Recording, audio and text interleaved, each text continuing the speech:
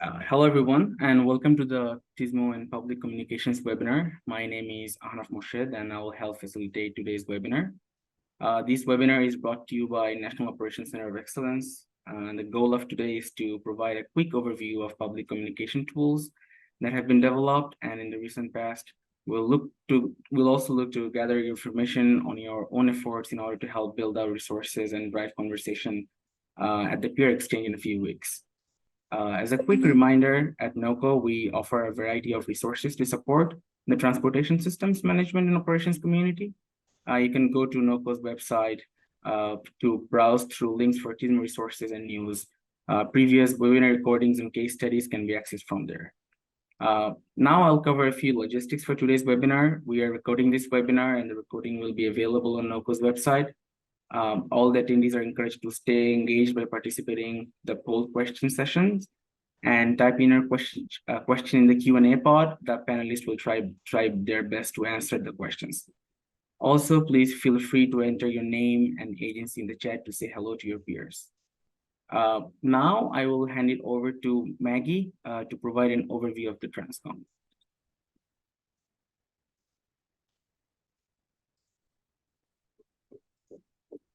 Maggie, are you here?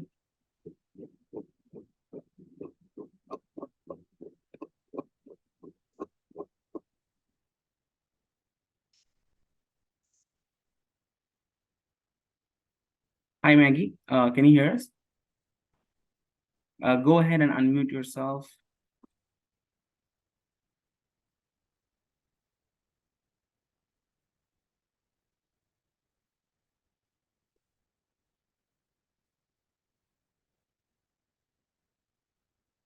Hi, everyone. Can you hear me now? Yes. Okay, wonderful. I can't seem to show my screen or my face, but welcome, everybody. I'm Maggie Kaspersky. I'm the Director of Communications and Marketing at AASHTO. I'm very excited for this topic. I lead the AASHTO Committee on Communications, which is full of exceptional, bright,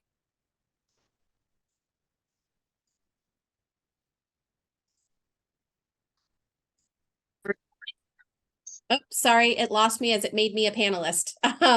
But like I said, I am the liaison for the Committee on Communications. I know some of you folks are here.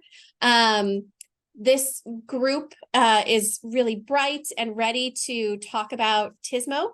And I know for us as communications professionals, it's easy to go out there and talk about a big project and a ribbon cutting and things of that nature. But just as importantly, we need to talk about ways that we are finding to operate our systems more efficiently, more effectively, because as we all know, and we have said before, we can't build our way out of our transportation issues. So I know that our groups are really excited to collaborate on this and talk more about TSMO and communicating the value of it. So thank you all for having me and for having our communications folks on the line, and we're really looking forward to working with you.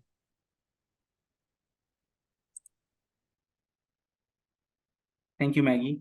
Now I would like to introduce our speakers for today. Today, discussing the Washington State DOT website will be Pamela Vasudeva, the statewide TSMO development engineer for Washington State. Then we'll have a presentation from Christine Bush. She will discuss the TSMO video developed by Texas DOT. Christine is a management analyst at Texas DOT. Then we'll ask Caleb and Chris from Metro Oregon to discuss their TSMO and diversity, equity, and inclusion initiative, and they will be joined by a support team from Fair and Peers for that discussion.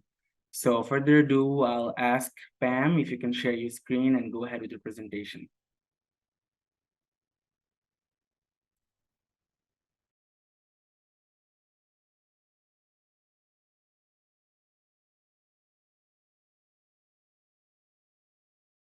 Pam, you're on mute.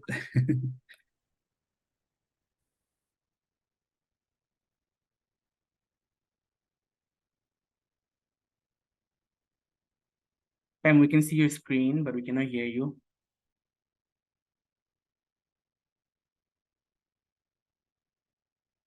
Anaf, you may have to unmute yourself from your end, maybe.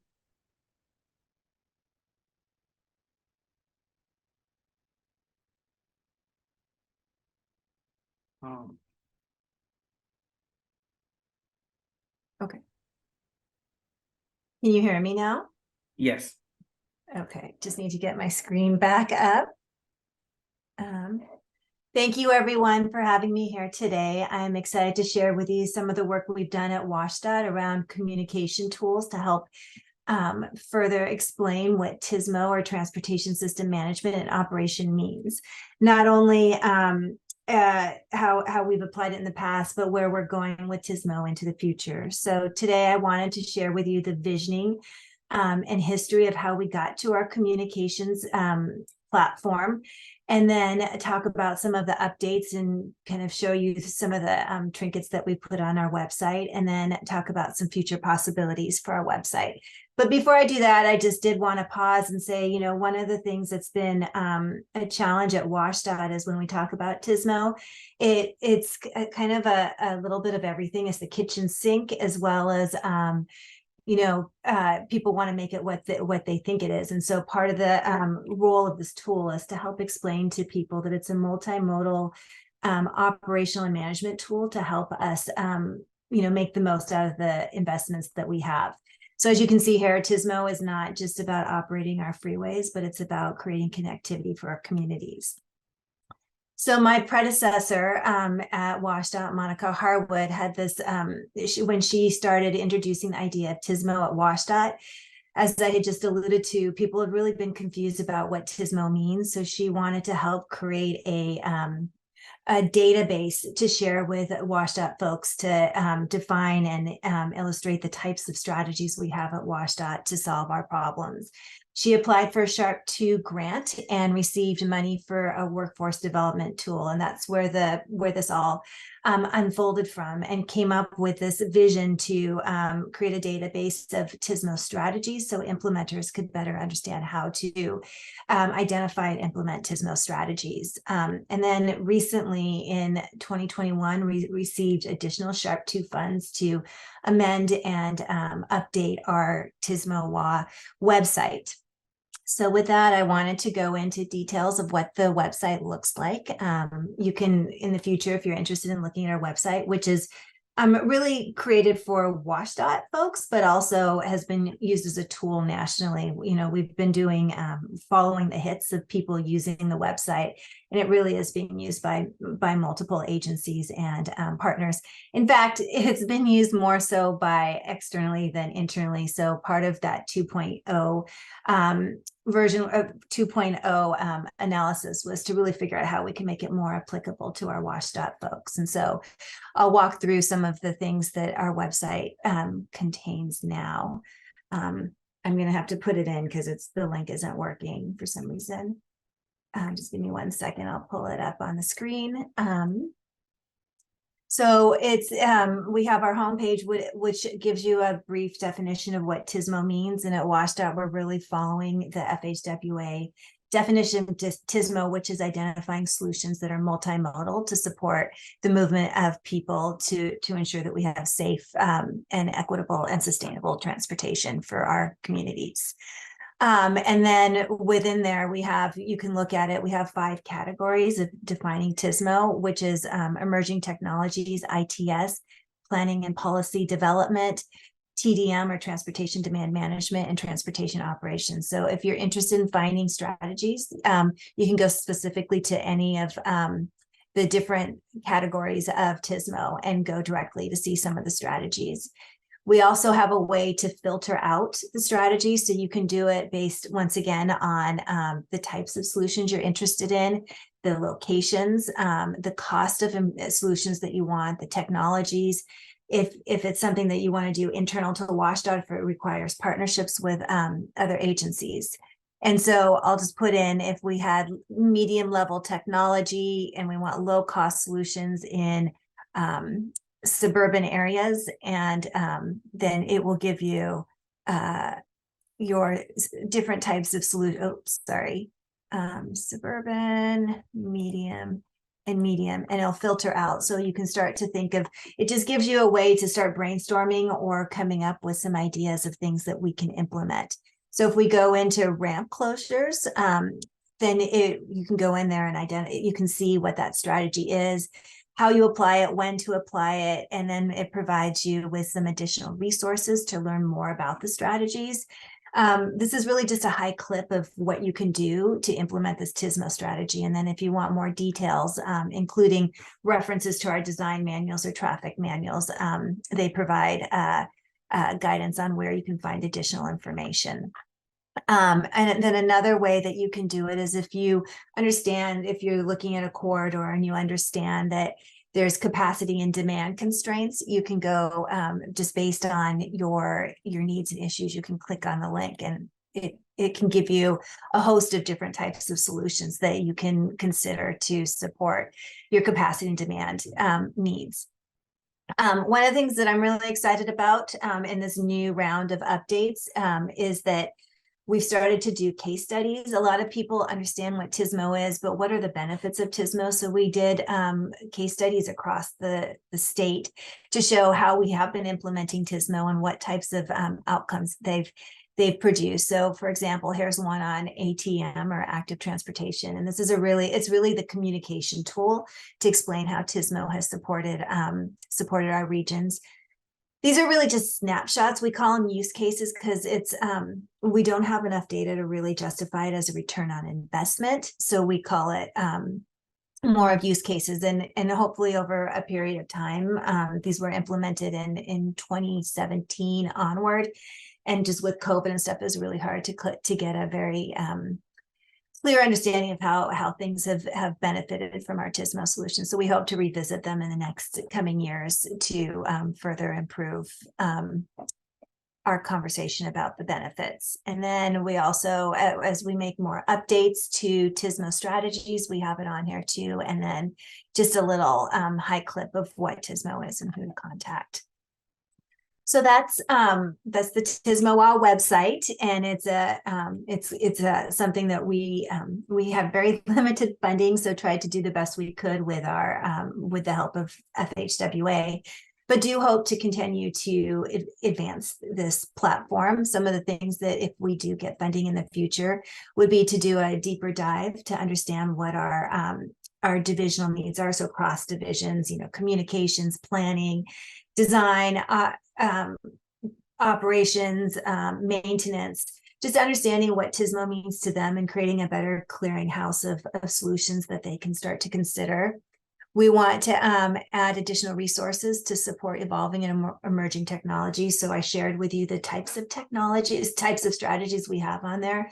We want to go in and further populate those and make them current and relevant to today. Things are always changing, so want to keep them new and up to date.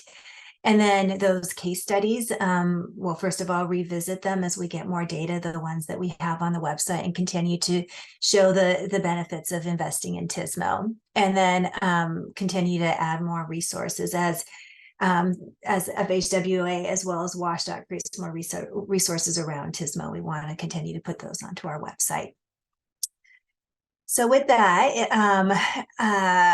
yeah, stay tuned if you're interested in learning more. I have a link to the TSMO WA website. For some reason, if you put www in, it's not working. I'm not sure why. So just use the tsmowa.org path and you should be able to get to our website. Thank you.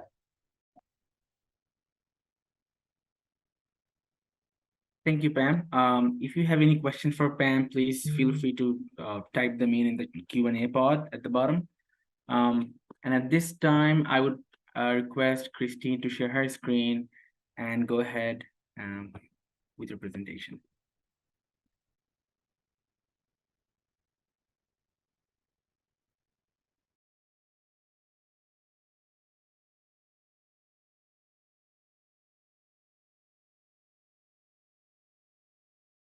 You guys all see my screen? So my name is Christine Bush. I am, as mentioned, a management analyst in a traffic safety division at TxDOT. I started that role in March, and I just started getting involved with TSMO in April. And so today I'm going to talk a little bit about an introductory video that TxDOT developed. My predecessor, Barbara Russell, really developed to promote TSMO. And it's also part of the reason why I got involved, because I attended a training and it was part of that training. I'll talk a little bit about that.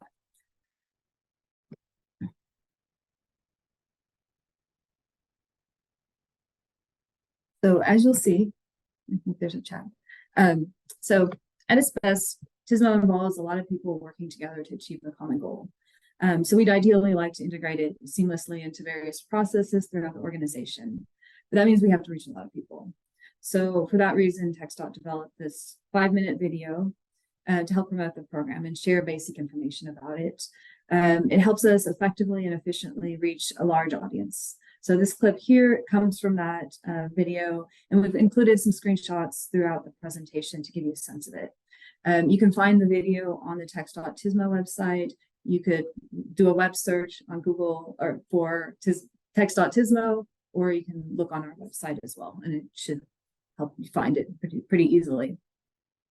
So when you watch the video, you'll see that there are engaging graphics and a limited number of text pointing out key points. The video starts with an overview of larger issues like safety and congestion. It also provides examples of larger initiatives and implemented by TxDOT. It then relates these to TSMO, showing how everyone how their role relates to TSMO. It provides a definition, examples, basic overview of its implementation and some of the benefits. And it also relates TSMO to longer term solutions such as real-time and predictive performance measures of the TMC, but also relating it to AI, connected vehicles and automated vehicles. And then we have kind of snazzy, futuristic animations with that. So really, as seen at the bottom, the video is used to educate, provide people just with a basic overview, 5-minute overview of TSMO, motivate the stakeholders, because we do need a lot of people involved, encourage collaboration and implementation. Again, that's key to success. Engaging the audience for better motivation, and then also making it easy to share. So people can easily share it with a link.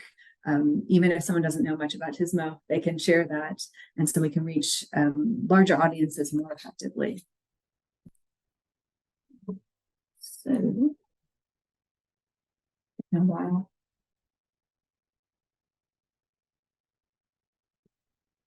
It's taken a while to get to the next. Oh no. It's crashing on me. Hold on. We can continue without the presentation, and then we can get to it when it restarts. But so the video is a tool that can be used in, hold on, let me make this happen again. Well, okay, so yeah, the video is a tool that can be used in workshops, meetings, presentations. It can be shared online through email, websites. It allows TxDOT to introduce the TSMO effectively, and it's really ideally used at the beginning of the process. A lot of times it's for people who are new to TSMO, but it can also be used kind of as a refresher to remind people more involved or with more experience of TSMO, get them motivated again, provide them a few new details. And let me see if I can share my screen again. So hold on a second.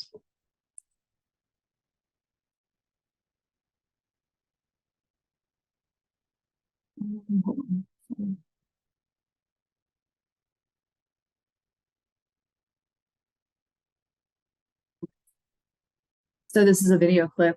Hopefully you guys can see that again. Yeah, so it's again an engagement tool and promotional tool. Again, we're trying to engage that diverse set of stakeholders, because that's crucial to really effectively implementing TSMO. It's intended to speak to a broad audience, because we have to reach lots of different people, but it's also intended to initiate a dialogue. So we can show the video and then afterwards ask questions. And by doing so, we kind of get an idea of what speaks to those stakeholders who just watched that video. And then we can kind of start focusing in on those issues and addressing those. Once we have their attention, we can better explain concepts in detail. It also helps a little bit to communicate policies.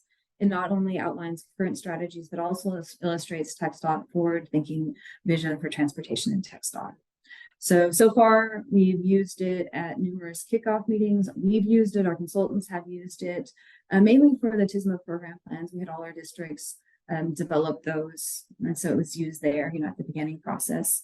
And these meetings that we held, they included TxDOT district staff in operations, construction, maintenance, TP&D, planning, design, and it also included external stakeholders who would vary district to district, but MPOs, cities, counties, emergency management agencies, and first responders. Again, a whole range of stakeholders with very different interests and backgrounds.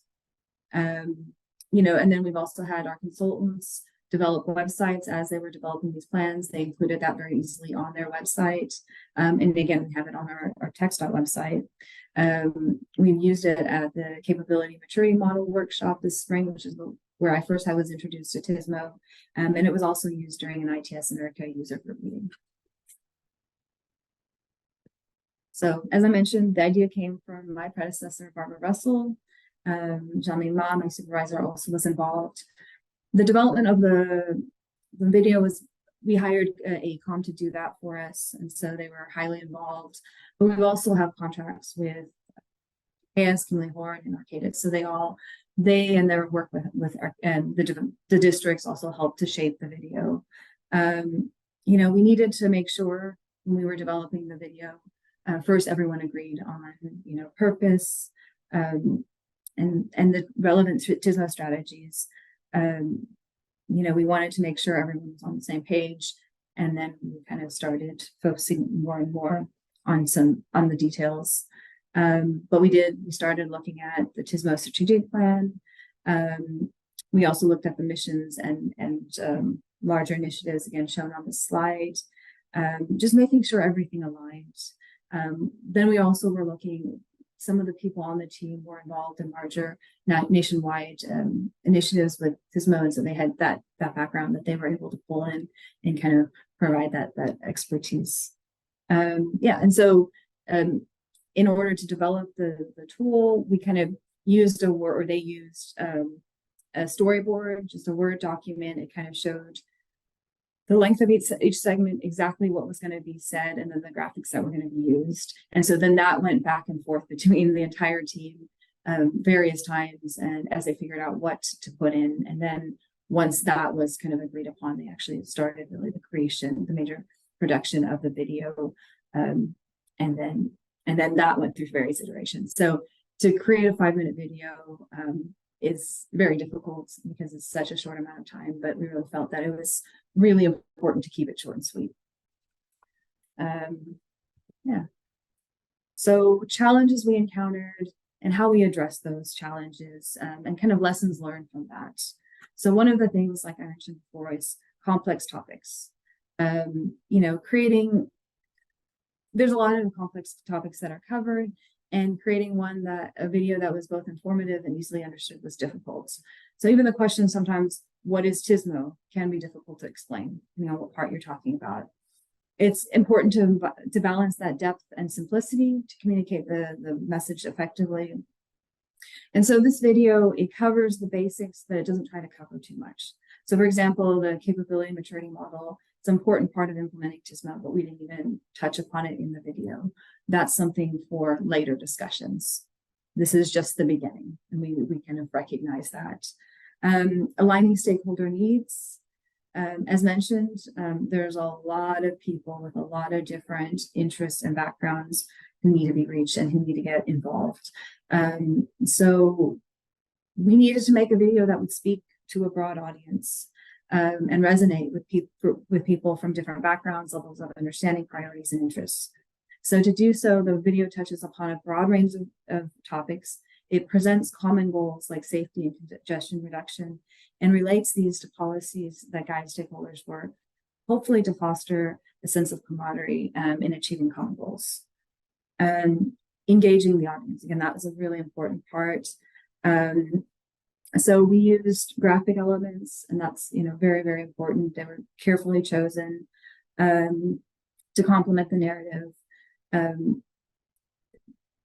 Yeah, I mean, and I think that a lot of times people question how TSMO relates to people's roles. So also tying that to people's roles. And we have kind of a segment kind of showing, and it was on another slide, showing just the different sectors it touches upon, kind of trying to pull in as much different work in there to really show, yes, this is related to what you do, and engage them that way.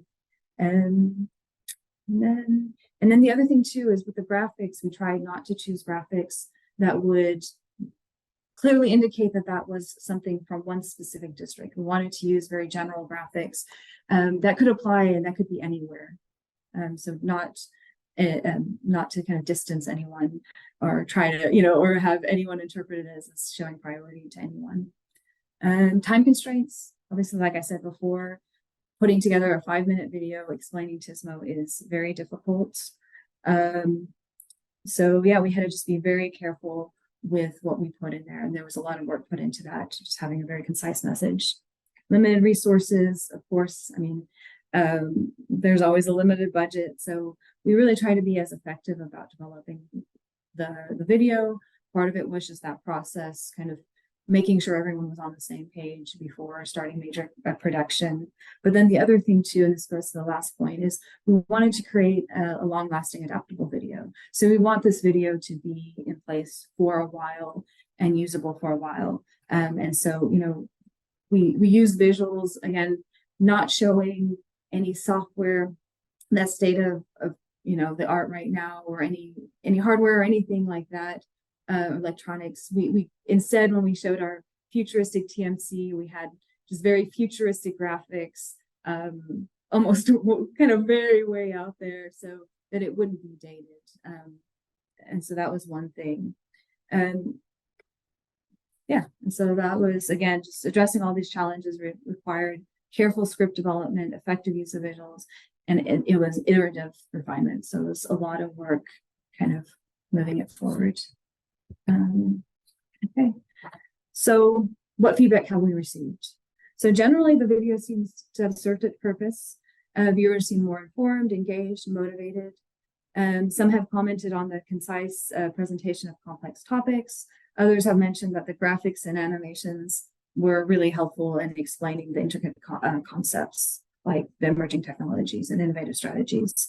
And not just the metropolitan districts, which are usually more involved with kind of more innovative things, sometimes partly because of money. But even more, the smaller and rural districts seem to get excited about that modernization of TSMO, which was great to hear.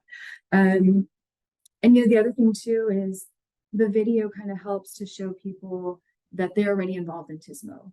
And so kind of when they hear, okay, TSMO, we have to implement something else, this is more time that's going to be taken up. But when you show them, hey, you're already involved and this is not as difficult as you might think it would be, this is more obtainable than you think, and that's also very valuable. But also it has its limitations. Really the video is just the beginning of the conversation. So like I mentioned, I only recently got involved in TSMO. I only recently heard about TSMO. I'm a planner by background, so I only recently got involved in traffic operations. So I first heard about TSMO at that CMM workshop in March, and that included the video. But that's kind of what it inspired me to get involved with TSMO. I volunteered afterwards, and it wasn't just the video. It was that entire training. And so this is only a part of what's really needed to get people involved. And, I saw other people in the workshop kind of reacting similarly. And then also I was asking, as I was preparing for this presentation, I asked our consultants about their experiences in sharing the video without sharing my experiences. And they said something similar, that, viewers are likely going to have questions after the video. They may need additional explanation of what's included in TSMO, even questions about how to implement the strategies. But a lot of them have a heightened interest, and they may ask for additional training opportunities or activities because of that. And so, I wasn't the only one who left that room that day with the CMM workshop, kind of both filled with both excitement and questions. So this video is an engagement tool as much as it's an educational tool. And it's just one piece in reaching the broad audience needed to implement TSMO effectively. And so that's it for my presentation, and I'll take questions later.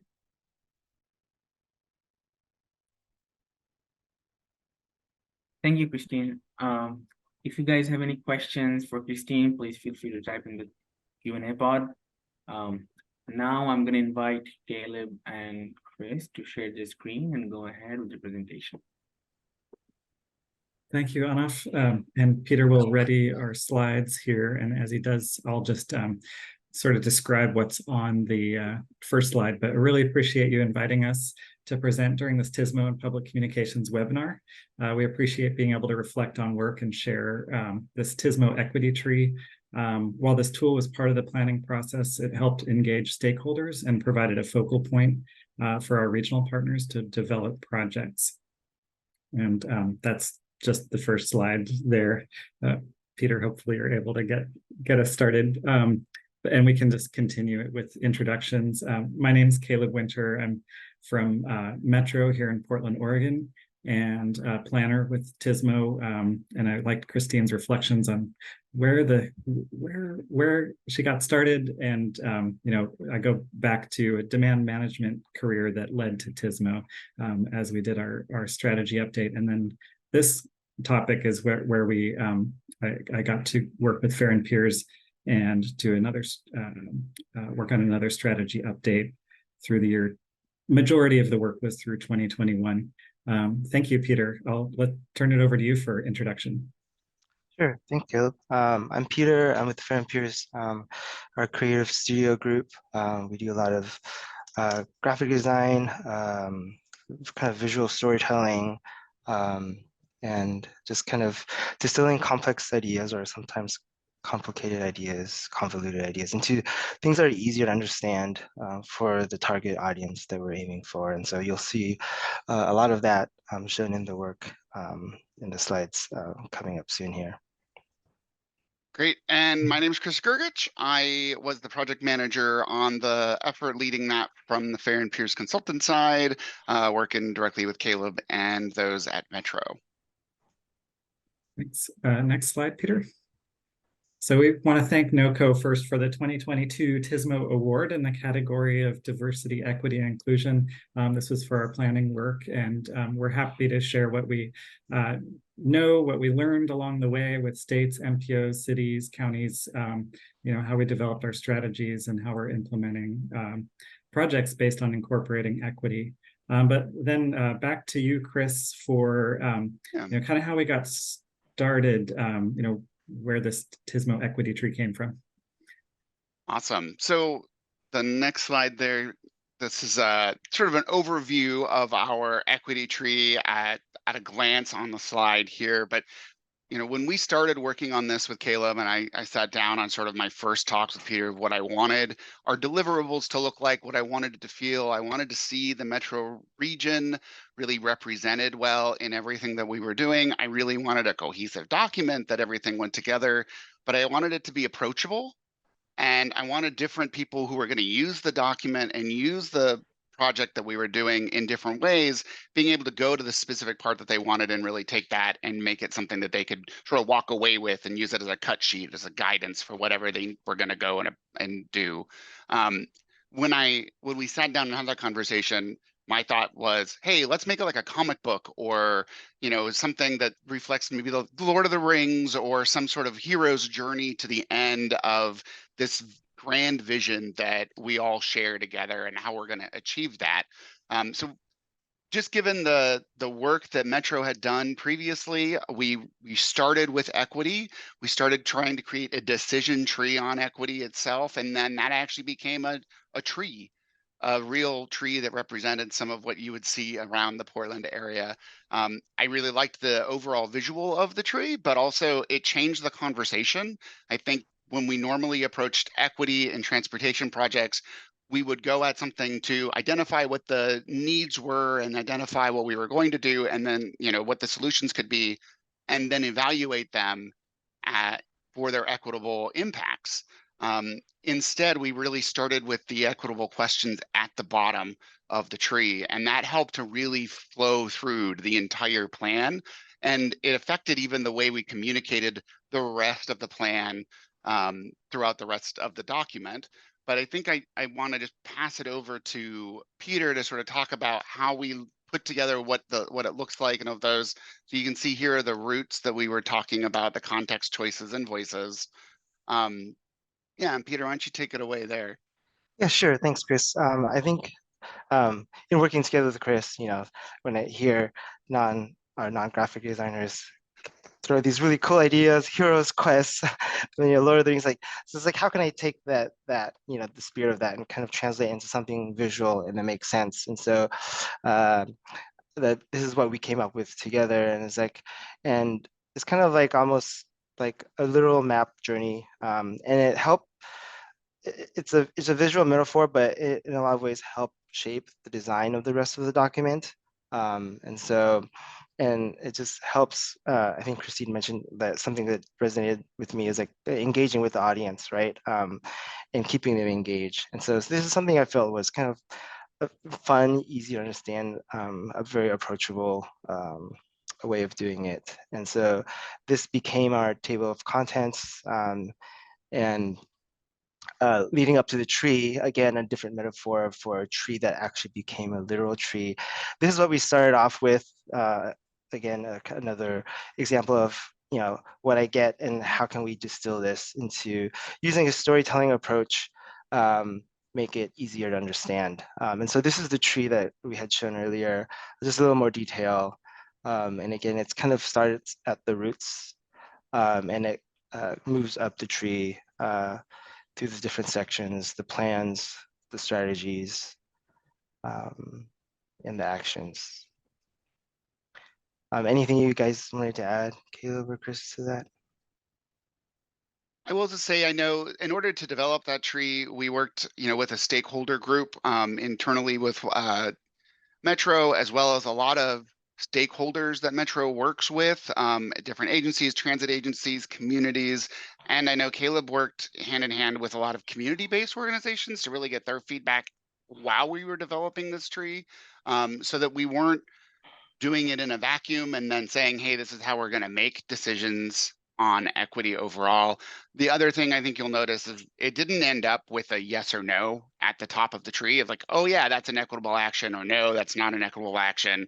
It's more of a, well, how do we consider equity as when we're doing the TSMO actions overall and we're implementing this plan?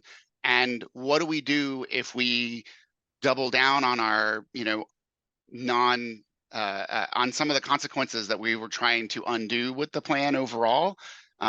There's always things that happen that maybe you just didn't expect to happen, and giving us a way to sort of get back down to the roots and start again on the tree and work back through the process overall. Caleb, did you want to add anything? Just that, yeah, this takes a lot of policy, obviously, at the regional level that's adopted by our elected Metro Council and puts it into, we really wanted it to be one page, which, certainly was the challenge with everything that, you probably had designed at first and then condensed into this. But it's, we wanted it one page so we can keep returning to it, taking questions from it, depending on the circumstances of our next, TSMO work. So I think we have some more of that to share later, but yeah, just really great to, expand. There's obviously a lot of hard questions to ask. And so we want to, have that be the harder thinking. This is the tool for harder thinking through each of our TSMO steps. Yeah, thanks, guys. And just a couple more things about the document from a design perspective. We developed a set of icons that captured, the slides catch up here, for goals and objectives. And then it was just to kind of make it, again, more approachable, the content more approachable, and wherever they occurred, they were reused throughout the strategy, the whole document, to kind of create that cohesive feel. And Chris alluded to earlier a little bit also that we designed it the best we could. In similar vein, in the beginning, we had the journey map of the hero's quest, right? So they were broken down. We wanted to make it so that, if you wanted a piece of the report or the strategy, you can pull it out, and the best we could design it so it was a standalone section and didn't rely too heavily on other sections. And so kind of compartmentalize it a little bit to help make it easier to understand, and also break away if you needed just a part of it. And again, the icons that you saw earlier were reused whenever they were called upon to represent either the goals and or the performance metrics. And those are just some of the design decisions and choices that we decide together to help make it the most kind of fun, easy to understand, and engaging document as well, because there's a lot to cover, and so we wanted to kind of make it digestible. That was it. Awesome. And then if you can bring back up the rest of the PowerPoint, I just wanted to cover real quick how this ended up, the equity tree ended up getting through the rest of the report. You see that we had the context, choices, and voices there. There are also levels of the tree. So I think if you can skip ahead a couple slides.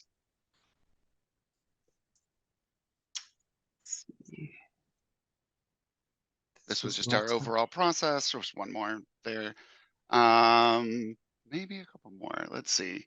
I want to get to this one right here. So at the end, we ended up having a bunch of actions because we just, everyone was putting things down that came to mind. We wanted to keep the process open and really think about what these actions, could do and how they would move through the different objectives that we had identified.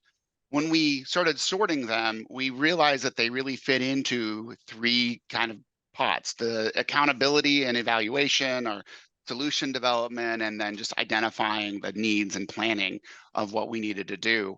And those really reflected the three different levels of the tree. I think they were reflected in the goals, in the objectives that we ended up with underneath those goals, and even the metrics themselves. I think we identified that we needed more data to just measure how we were approaching equity overall. So again, I think even on the microcosm of the agencies that we were working with and their representatives, the tree and the way it was set up helped to change the way that we were all approaching it. And I don't think in ways that we were cognitive of at the time. And so Caleb, then, yeah, thanks, Chris. So this is, obviously hard to read, but I just, draw your attention to the right side where you see like an icon of the equity tree. And this is what applicants applying to our regional funds for TSMO saw as they filled out various parts of the application, which is the blue part. So you can see this questions around context, sort of for the purpose and need of the project, really elicited a response. How this one is particularly from Portland State University, how they're using and going to modify how they look at data, which was kind of a whole section of the tree to really listen to what, who is at the table, who is defining, whether the quantitative information really answers the question, or qualitative is needed, or vice versa. So it helped, kind of reinforce and draw attention back, just because we had been working, with, through the strategy, and now we're here implementing. So this project scored very well. We had community representatives review it, and they were very, in tune with where the criteria was incorporating equity.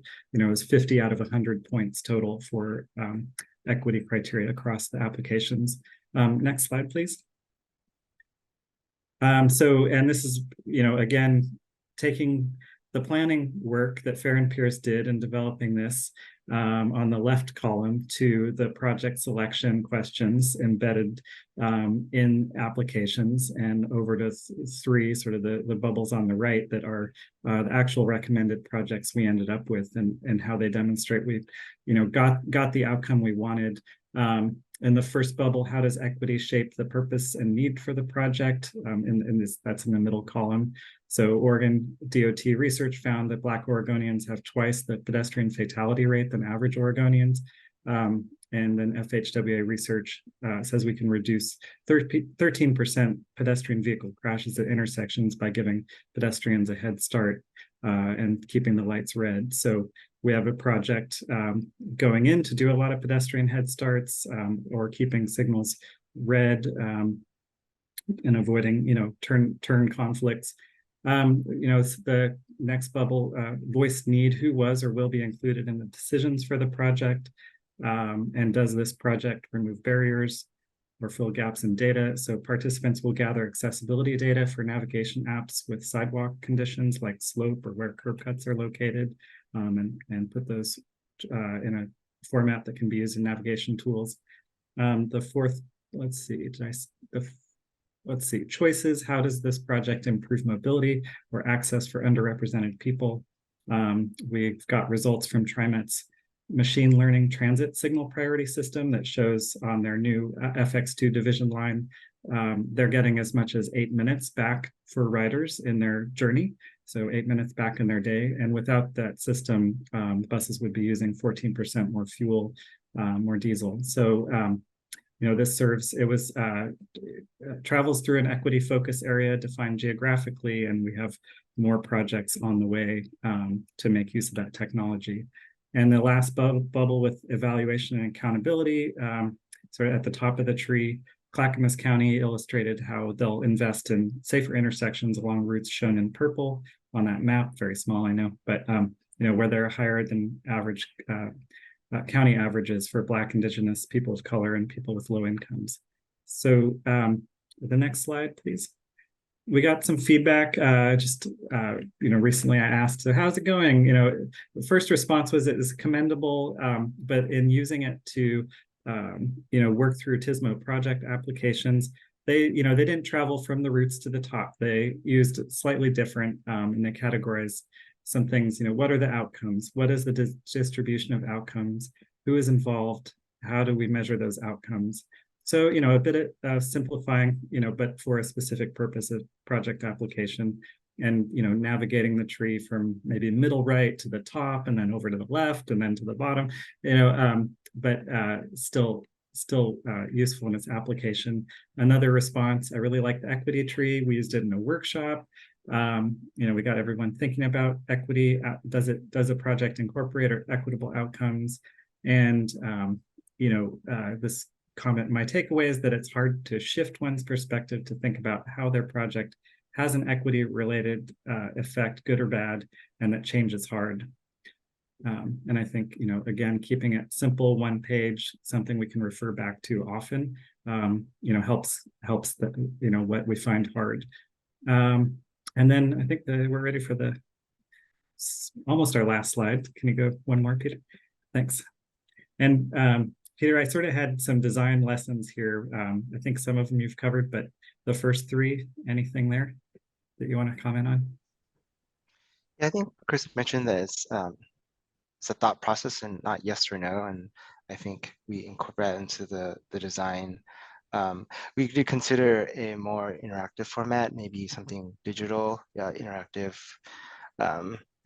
using coding and whatnot, and other frameworks, but we end up not going down that route. But that's something that we would consider in the future. But that has some kind of accessibility implications too, like who has a phone, with that can do interactive things, so there's always drawbacks. And so that was one of the reflections we had, like what media we use it on. And ultimately the one pager was universal. You could see on a screen, but also you can print it out. And so I think it worked out well for us, but definitely options for kind of exploring new avenues for that interactivity. So that was that one. Caleb. I can add, Peter, on the yeah. Second parts there. Just, it is a complex tree. It is a lot. I think the yes and no answer, we see that reflected in the user's first comment that Caleb went over. It as engineers, that's my background is in engineering. We want the yes or no answer. We want the firm, this is what it is. And I think when it comes to equity and TSMO, that's not always the case. So that's going to make some folks uncomfortable. And just being able to sort of talk through that, I think, is a great starting point. That kind of gets me down to the third line. The fact that we really started at this equity and we ended up with it showing up in all the levels of the plan without explicitly asking for it to be organized that way. For me, I think that just my lesson learned is we should really be doing this more often on sort of all of our projects, on any sort of planning or any sort of design project, is to start with this decision tree and questions overall. Thanks, Chris and Peter. And I just had a, this sort of third and or fourth and fifth, forming your network as a TSMO program manager. The relationships I form with community representatives are really going to help. And then budgeting my time, attending events, extending opportunities to community-based organizations is something I've been doing with this work. And then reciprocate at a scale that values people's time, their professional experience and lived experience. And so we created for the scoring of our TSMO applications, we created mini agreements that are around $4,000 for longer term, more like a year's worth of assistance, and really getting deeper into some support for projects. We do, I was going to say that some work FHWA operations did, like a 4 or 5 pager linking TSMO and transportation equity. I'll put that in the chat because I think it's valuable. And I know work is going. Luana Brashears from ITE is working on an equity and transportation operations toolbox. And we had early conversations, and Luana was really inspired by the equity tree and helped sort of structure the toolbox with it. So it's really great to hear how it lives on. And I think with that, we just had a discussion, thank you, and some contact information, which we can put in the chat too. Thanks. Thank you, Caleb. Thank you, Chris. Thank you, Peter, for a lovely presentation. If you have any questions for them, please feel free to type the questions in the Q&A pod. And at this point, I'm going to share my screen and talk a little bit about the upcoming peer exchange.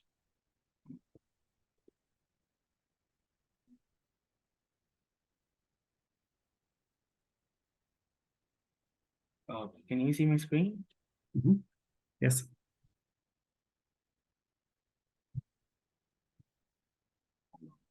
Oop, it went away. 1 second, I think.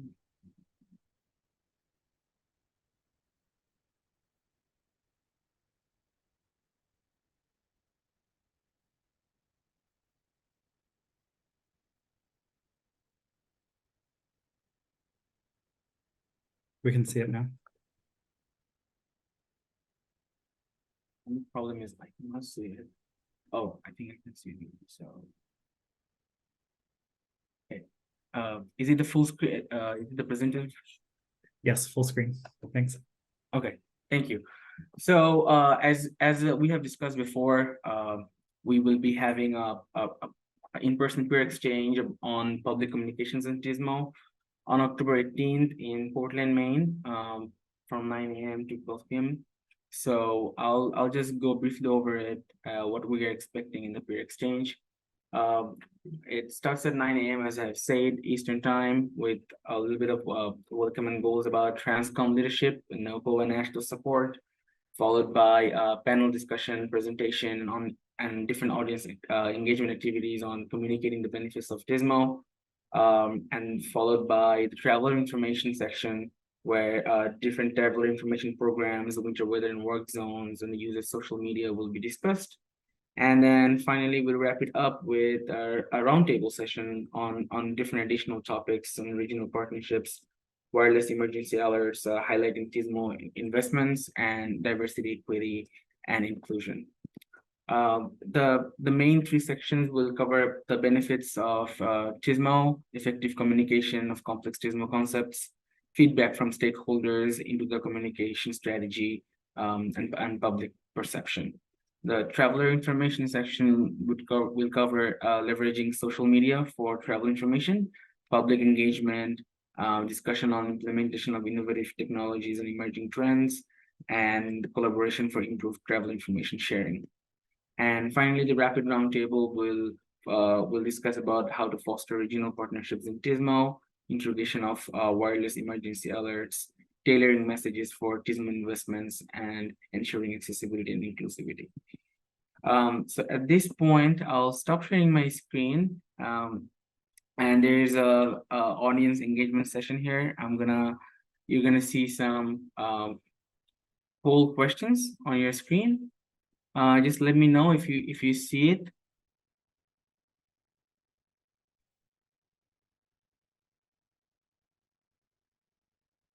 Yeah, I can see people starting to answer.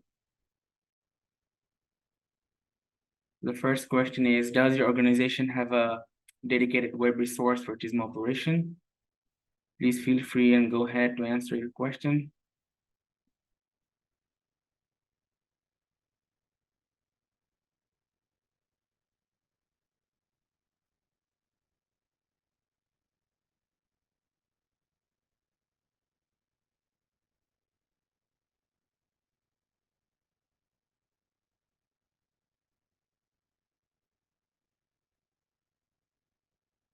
I can see some answers coming in.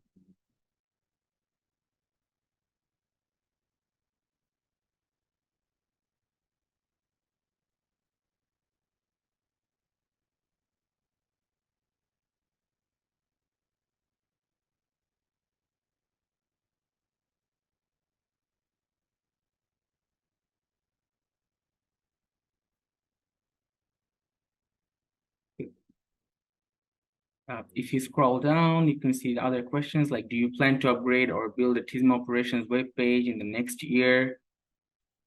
Yes, no, or not sure. I think answers are coming in there as well. Then if you scroll down, you will see another question about a dedicated web page. If you have a TSMO operations dedicated web page, can you share the URL?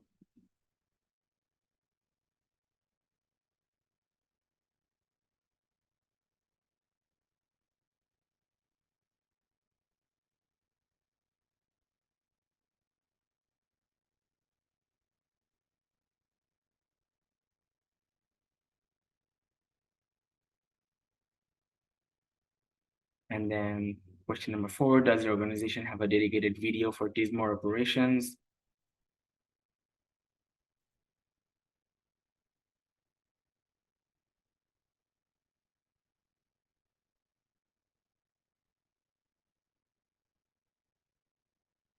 Number 5, do you plan to develop a TSMO operations video in the next year?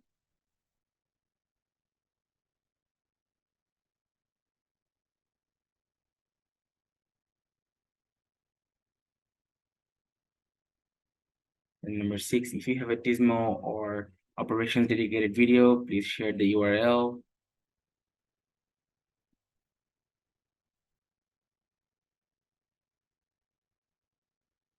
And number 7, does your agency currently have a diversity, equity, and inclusion program focused on the traveling public? Please provide any additional outreach or engagement materials or resources you may have relevant to operations and public communications.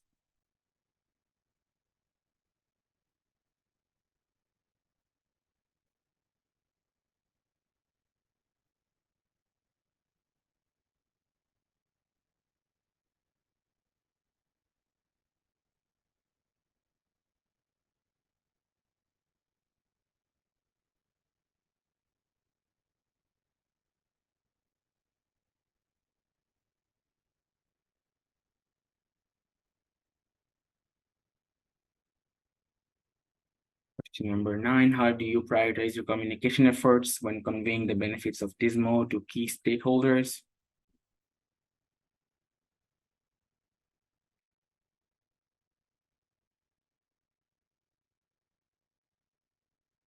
When building a new TSMO programs, which aspect do you consider most critical for successful implementation?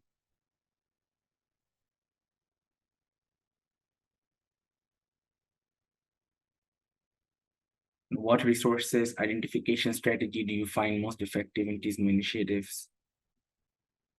I see a lot of engagement. Thank you for participating in the poll questions. Which platform do you find most effective for travel information during winter weather and work zones? And how crucial do you believe regional partnerships are in advancing effective transportation strategies?